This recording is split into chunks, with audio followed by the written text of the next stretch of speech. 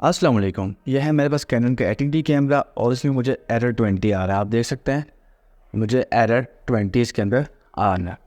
सबसे पहले बात करते हैं एरर 20 आता क्यों है। देखें, इसके मेनली 2 रीजंस होते हैं।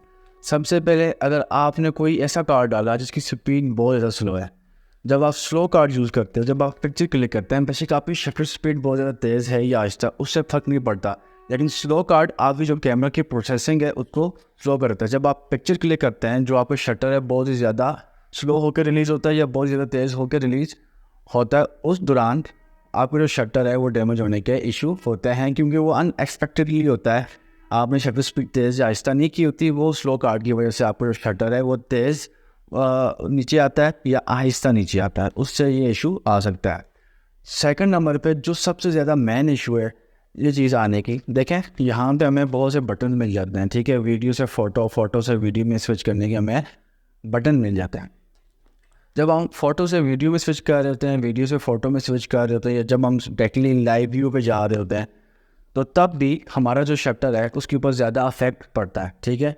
तो उस वजह से भी ये इशू आ जाता है। अब जाहिर सी बात है कि ये जो एरर है एकदम तो नहीं आता। जब आप कैमरा बहुत ज़्यादा यूज़ कर लेते हैं, शटर काउंट आपके बहुत ज़्यादा यूज़ हो चुके होते हैं, तब जाके ये इशू आता है। अब बात करूँ मैं इसके हल की।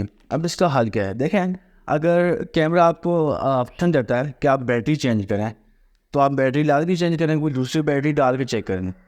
दूसरी बैटरी डाल के चेक करें, उसको 1-2 दिन यूज़ करें। अगर एरर दोबारा आ जाता है, इट्स मीन्स कि बैटरी चेंज करने से जो आपका एरर है वो सॉल्व नहीं होगा। लेकिन अगर ये एरर उस टाइम पे आया जब आपने स्लो मेमोरी कार्ड यूज़ किया, अगर उस टाइम आप फास्ट मेमोरी कार्ड यूज़ करेंगे, तब भी आपको ये एरर सॉल्व हो जाएगा। ये दो उसके सॉल्व के तरीके थे जो आप खुद घर पे बैठे कर सकते हैं। लेकिन ये जो एरर आता है मोस्टली ये 2 चीज़ों से रिलेटेड होता है। सबसे पहले शटर कटन, जो शटर के कटन्स होते हैं ना, ठीक है, वो डैमेज हो जाते हैं या उनमें कोई ना कोई इशू आ जाता है जिसकी वजह से ये एरर आ जाता है। और दूसरे नंबर पे शटर की एक गरारी होती है, बिल्कुल शटर के ऊपर लगी होती है, बिल्कुल रोलिंग टाइप गरारी होती है, पेंसिल नुमा शक्ल की।